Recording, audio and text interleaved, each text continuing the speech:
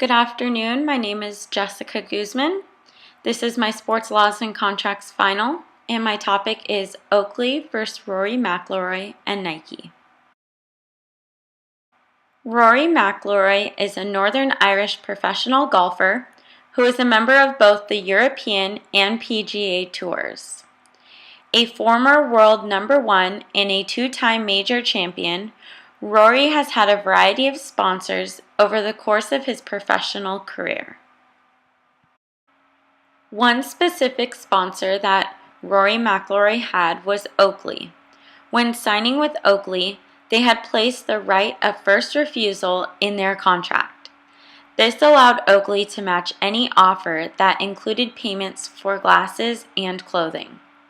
When Nike presented a deal to Rory, Oakley could, if they wanted, match Nike's offer. This deal between McIlroy and Oakley could then continue through 2013 instead of ending on December 31st. Oakley estimated the value of their eyewear and clothing portion of McIlroy's new deal with Nike to be about 30% of the total contract. In September of 2011, Nike set in motion a contract deal with Rory McIlroy. Prior to this, Nike had set up for Rory to test everything Nike had in their golf line at their testing lab. In the details of his contract, Nike insisted on owning all of its players from head to toe, this including apparel and equipment. Because of this, his other current sponsors that stayed with him moved to places like his golf bag or just making him a brand ambassador. The deal between Nike and McIlroy is worth more than $200 million and was to go over a course of 10 years.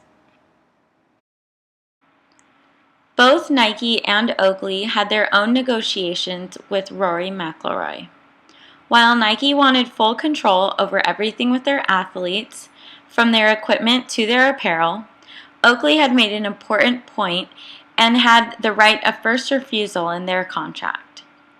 This is what gave Oakley the opportunity to approach Rory McIlroy and present a competing offer against any sponsors, specifically Nike, who wanted to sponsor him during the course of their endorsement with him.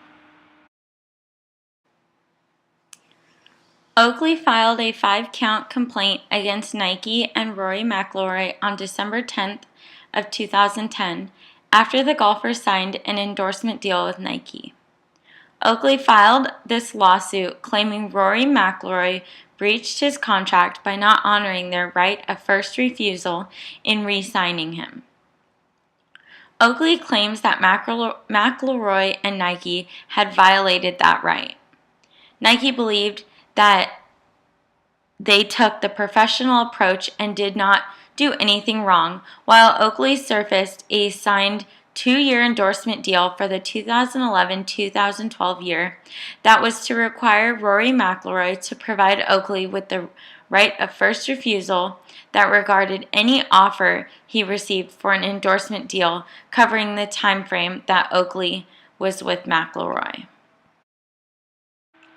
McIlroy's biggest endorsement deal was with Oakley through 2012. He also had a variety of other sponsors, one being Titleist, whose contract ran through 2013 and did in fact make a push to keep McIlroy, offering him a 5-year, $50 million deal. TaylorMade as well offered him a similar deal. But when Nike signed Rory McIlroy, majority of his sponsors did not renew their contracts with him because these companies realized they weren't even in the right ballpark when it came to numbers. Nike also included in their contract that McIlroy was to wear and use all products by Nike during the course of their contract term with him. In the end, according to the court, Nike had told McIlroy's reps that they were not in any sort interested in signing him until he was legally able to do so. McIlroy's rep had told Nike that Oakley was not going to be able to match the offer that Nike was presenting to Rory McIlroy.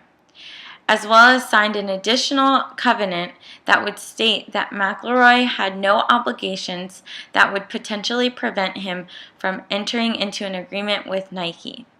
Because of this, the court then disposed of the remaining allegations. And these are my references.